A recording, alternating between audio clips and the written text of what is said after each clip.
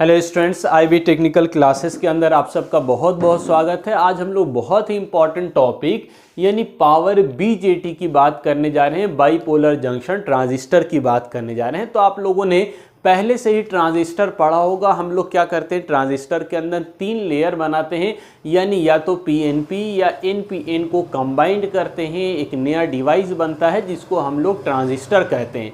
तो ट्रांजिस्टर के अंदर बाईपोलर जंक्शन ट्रांजिस्टर, मॉसफेट होता है, आईजीबीटी होता है। लेकिन आज के इस वीडियो में केवल हम लोग बीजेटी की बात करेंगे। और कौन से बीजेटी? पावर बीजेटी की। ठीक है, तो यहाँ पर नॉर्मल यानी सिग्नल बीजेटी या कन्वेंशनल बीजेटी की तुलना में पावर बीजेटी के अंदर क्या डिफरेंस होता है, कंस्ट्रक्शन के अंदर क्या डिफरेंस है, कैरेक्टरिस्टिक्स के अंदर क्या डिफरेंस है, इसका यूज़ कहाँ पर होगा, वो सारी बात हम लोग आज की इस वीडियो में करेंगे। तो वीडियो को ध्यान से देखिएगा। कंप्लीट वीडियो देखने के बाद आपको बहुत सारा इंफॉर्मेशन पावर बीजेटी से रिलेटेड मिल जाएगा। तो सबसे पहले हम लोग जानते हैं कि बेसिक ऑफ बीजेटी, यानी कुछ इंपॉर्टेंट बातें हैं, बेसिक चीज़ें जो कि बीजेटी के बारे में हमने यहाँ पर लिखा है। सबसे पहला, it has large current handling. Normal जो आपका कन्वेंशनल बीजेटी होता है या एनालॉग बीजेटी जिसको बोलते हैं, एनालॉग बीजेटी के अंदर करंट हैंडलिंग कैपेसिटी उतनी ज़्यादा नहीं होती है, लेकिन इसके अंदर बहुत ज़्यादा करंट हैंडलिंग कैपेसिटी होती है। इसके अलावा इसकी पावर रेटिंग हैंडलिंग कैपेसिटी भी क्या होगी? ज़्यादा होगी। क्यों करंट रेटिंग इसका ज़्यादा होता है? तो यहाँ पर हमने लिखा इट हैज़ वर्टिकल स्ट्रक्चर। इसका स्ट्रक्चर कैसा होगा? नॉर्मल जो आपका एनालॉग बीजेटी होता है उसके अंदर हॉरिजेंटल स्ट्रक्चर होता है, लेकिन यहाँ पर हम लोग वर्टिकल स्ट्रक्चर यूज करते हैं, जिसकी वजह से इसका क्रॉस सेक्शन एरिया बढ़ जाता है, करंट रेटिंग बढ़ जाती है और साथ में हीट डिसिपेशन बढ़ जाता है। मोर डिसिपेट हीट, यानी ये जो डिवाइस होगा ये आसानी से हीट को डिसिपेट करेगा, यानी ज़्यादा पावर पर काम करेगा, इसको कोई दिक्कत नहीं होगा। इसके अलावा हमने लिखा हायर ब्लॉकिंग वोल्टेज। ये बहुत इंपॉर्टेंट पॉइंट है। ब्लॉकिंग वोल्टेज का मतलब जब सर्किट ओपन रहेगा तो उस समय आप कितनों भी हायर वोल्टेज दीजिएगा, ये कंडक्शन का काम यानी करंट को फ्लो नहीं कराएगा, यानी इसका जो ब्रेकडाउन वोल्टेज होगा वो काफ़ी ज़्यादा, बहुत ज़्यादा होता है नॉर्मल एनालॉग बीजेटी की तुलना में। तो हायर ब्लॉकिंग वोल्टेज लेवल होगा। इसके अलावा यूनिपोलर स्विच होता है, ये यूनिडायरेक्शनल स्विच होता है और बाईपोलर डिवाइस होता है। बाईपोलर का मतलब इसके अंदर जो कंडक्शन होगा वो इलेक्ट्रॉन्स और होल दोनों के यानी कि कैरी करने की वजह से, दोनों के मोबिलिटी की वजह से होगा, तो इसीलिए इसको बाईपोलर डिवाइस कहते हैं। बाकी यूनिपोलर स्विच, यूनिडायरेक्शनल, बाईपोलर किसको कहा गया है, ये सारा हम लोग पहले भी बाईपोलर और यूनिडायरेक्शनल स्विच के अंदर डिस्कस कर चुके हैं। इसके अलावा अगर हम लोग बीजेटी की बात करें तो जैसा नॉर्मल एनालॉग 2 टाइप का होता है, उसी तरह पावर बीजेटी भी 2 टाइप का होता है। एक को हम लोग एनपीएन बीजेटी कहेंगे और दूसरे को हम लोग पीएनपी बीजेटी कहेंगे। एक के अंदर आपने करंट का डायरेक्शन देखिए, अगर हमारा एनपीएन है तो आपका जो करंट का डायरेक्शन होगा वो पी से एन की तरफ हम लोग दिखाए हुए हैं। दूसरा, अगर हमारे पास पीएनपी अगर ट्रांजिस्टर बीजेटी है तो आपका करंट का डायरेक्शन हम लोग ईमीटर से बेस की तरफ दिखाए हुए, अंदर की तरफ दिखाए हुए।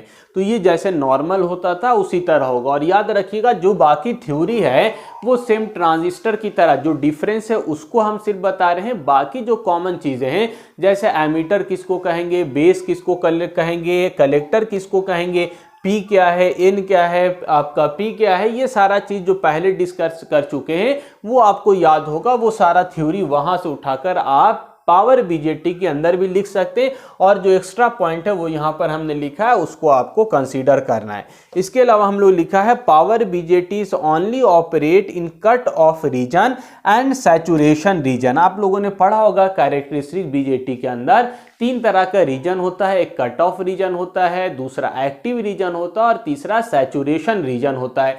तो हमारा जो पावर बीजेटी है मोस्टली हम इसको स्विच कैसा यूज करते हैं। स्विच का मतलब या तो ऑन रहेगा या ऑफ रहेगा। ऑन का मतलब कंडक्शन हो रहा है, ऑफ का मतलब सप्लाई नहीं है, कंडक्शन नहीं है। तो इसका मतलब या तो ये कट ऑफ मोड के अंदर रहेगा या सैचुरेशन मोड के अंदर रहेगा।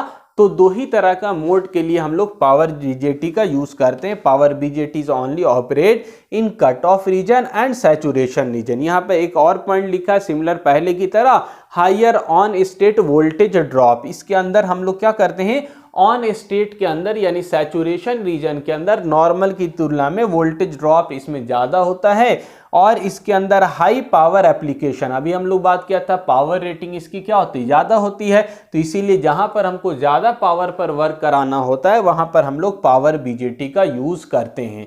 तो ये कुछ बेसिक बातें हो गई पावर बीजेटी से रिलेटेड, लेकिन मेनली तौर से जो हमको समझना है वो क्या समझना है, इसका स्ट्रक्चर कि नॉर्मल बीजेटी यानी एनालॉग बीजेटी और हमारा पावर बीजेटी के अंदर हम लोग क्या चेंजेस किया जिसकी वजह से इसकी करंट रेटिंग बढ़ गई, वोल्टेज रेटिंग बढ़ गई, हीट डिसिपेशन बढ़ गया, बहुत सारा हमको एडवांटेज मिल गया। तो हम लोग क्या करते हैं, मेनली तौर से जो आपका 3 लेयर पहले था, एनपीएन लेयर था या पीएनपी लेयर था, उसके अंदर एक नया लेयर हम लोग यानी कि ऐड कर दिया है, इंसर्ट कर दिया है, जिस लेयर को हम क्या बोलते हैं, एन माइनस लेयर से डिनोट करते हैं और इसका मतलब ड्रिफ्ट लेयर होता है। ये डिटेल हम लोग ड्रिफ्ट लेयर क्यों ऐड करते हैं ये सारी बात हम लोग पहले भी कर चुके हैं जब हम लोग पावर डायोड की बात किया था। तो फिर से यहाँ पर हम लोग देख लेते हैं एन माइनस का मतलब क्या हुआ था, पहले भी आपको बताया हमने। एन माइनस लेयर का मतलब क्या हुआ, जहां पर हमारा यानी डोपिंग क्या होता है, कम होता है। लाइटली डोप्ड को हम लोग एन माइनस से दिखाते हैं। बाकी आपका एन प्लस का मतलब क्या है, हेवली डोप्ड।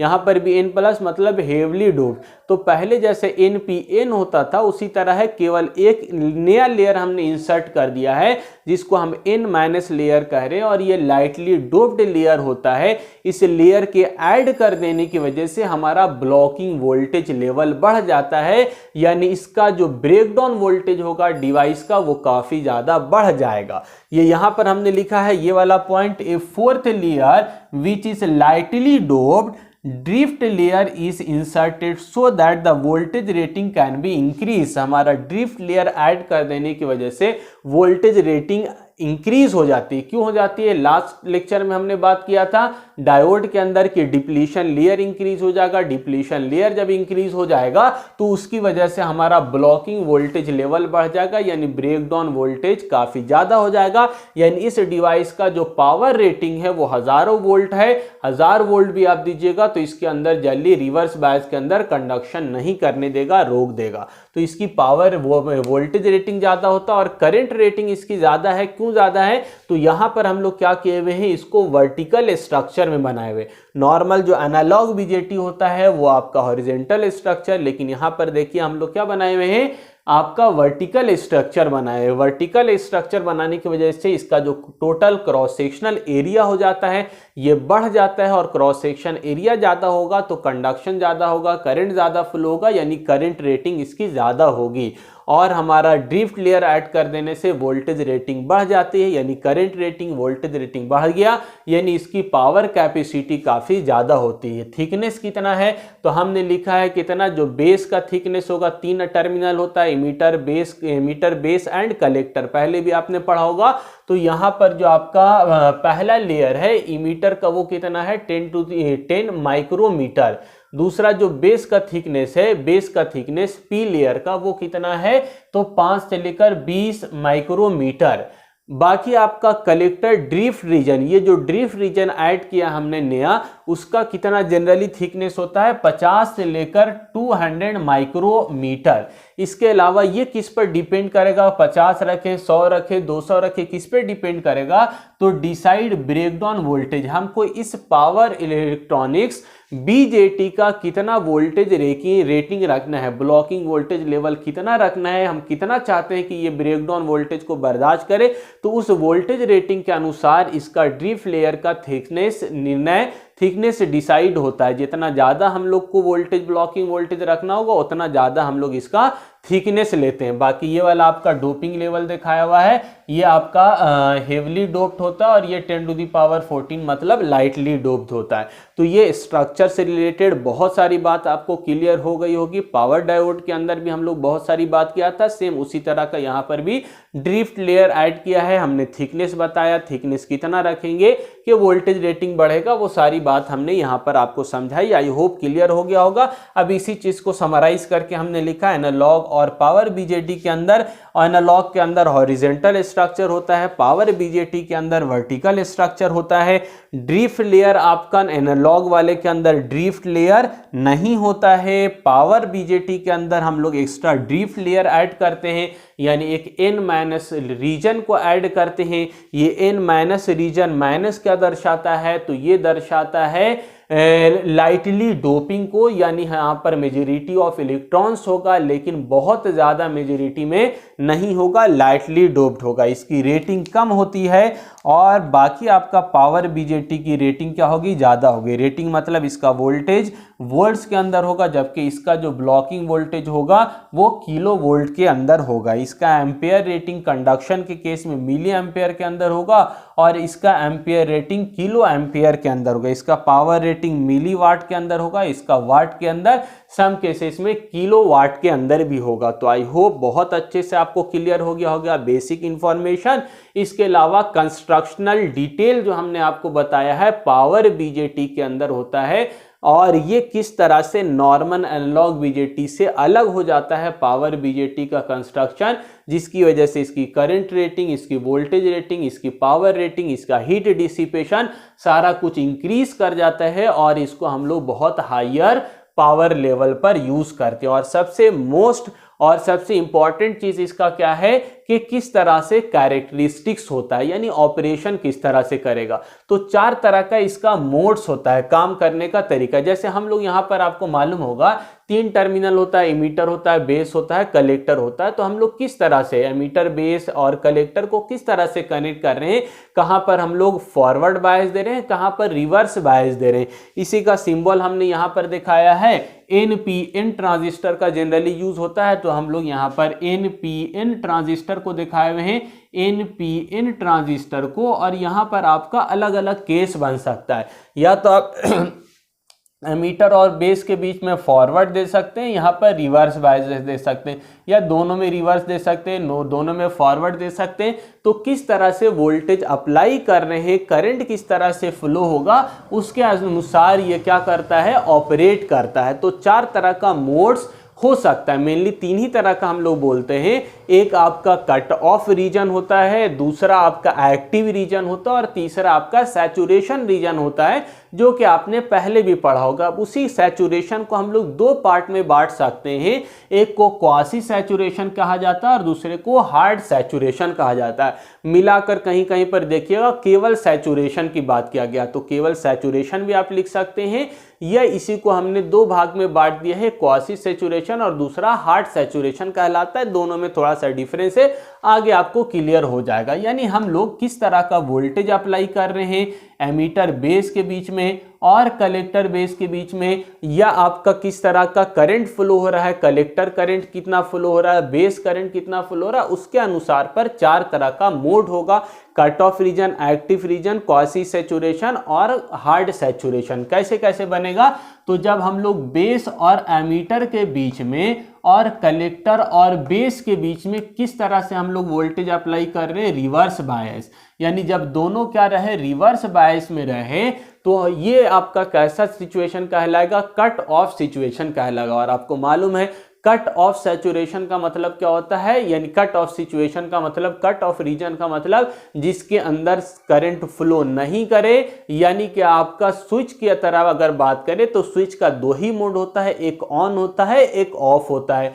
ऑन का मतलब कंडक्शन मोड और ऑफ का मतलब ब्लॉकिंग मोड, यानी कि ऑफ के अंदर करंट वोल्टेज कितना भी दीजिएगा करंट फ्लो नहीं करेगा, और कंडक्शन मोड के अंदर वोल्टेज देते के साथ उसके अंदर करंट फ्लो करने लगेगा। तो स्विच के अंदर 2 ही मोड हमको चाहिए होता है, यानी हम लोगों को बीजेटी के अंदर 2 ही मोड की जरूरत है, एक आपका कंडक्शन मोड, सैचुरेशन मोड, और दूसरा आपका कट ऑफ रीजन यानी कट ऑफ मोड। तो लेकिन 3 मोड होता है, जिसमें तीसरा मोड क्या है, आपका एक्टिव मोड होता है।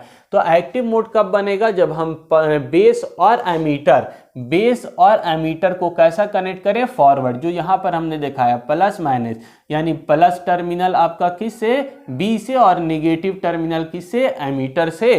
एन से, तो क्या होगा फॉरवर्ड बायस। तो जब एक्टिव रीजन कब मिलेगा, जब हमारा बेस और एमीटर किस तरह से हो, फॉरवर्ड बायस के अंदर हो, और बाकी सीबी जो है कलेक्टर और बेस किस तरह से हो, रिवर्स बायस हो। तो ये जो रीजन होगा ये क्या कहलाएगा, इस तरह का अगर सप्लाई आप देते हैं तो ये क्या कहलाएगा, एक्टिव रीजन कहलाएगा, एक्टिव मोड कहलाएगा। क्वासी सैचुरेशन या हार्ड सैचुरेशन के अंदर दोनों में क्या होगा, बेस और एमीटर के बीच में और कलेक्टर बेस के बीच में, दोनों के अंदर कैसा सप्लाई देंगे हम लोग, फॉरवर्ड बायस। यानी जब दोनों में फॉरवर्ड बायस दीजिएगा तो आपका पूरी तरह से कंडक्शन होगा, यानी वहां पर वो सैचुरेशन रीजन कहलाएगा। दो तरह से इसको बांट सकते हैं, क्वासी सैचुरेशन और हार्ड सैचुरेशन। हार्ड सैचुरेशन का मतलब हुआ सैचुरेशन एट हाई पावर, यानी बहुत ज़्यादा करंट फ्लो होगा, वोल्टेज आपका रेटिंग यानी पावर रेटिंग क्या होगा, वहां पर ज़्यादा होगा, वहां से स्विच को यानी कि बीजेटी को ऑफ करना डिफिकल्ट होता है, मुश्किल होता है, इसीलिए उसको क्या कहा जाता है, हार्ड सैचुरेशन कहते हैं। और अगर क्वासी सैचुरेशन के अंदर है तो वहां भी कंडक्शन हो रहा है, बेस इमीटर और कलेक्टर बेस फॉरवर्ड में है, करंट फ्लो हो रहा है, लेकिन यहां पर फिर भी पॉसिबिलिटी होती है क्वासी सैचुरेशन के अंदर कि इसको कट ऑफ रीजन के अंदर आसानी से लाया जा सकता है। लेकिन जब पावर रेटिंग ज्यादा है यानी हार्ड सैचुरेशन के अंदर चला गया, बहुत ज्यादा कंडक्शन हो रहा है, तो उस समय आपको स्विच को ऑफ करना यानी कि कट ऑफ रीजन लाने में डिफिकल्ट होता है। तो क्लियर हो गया क्वासी सैचुरेशन और हार्ड सैचुरेशन में क्या अंतर है।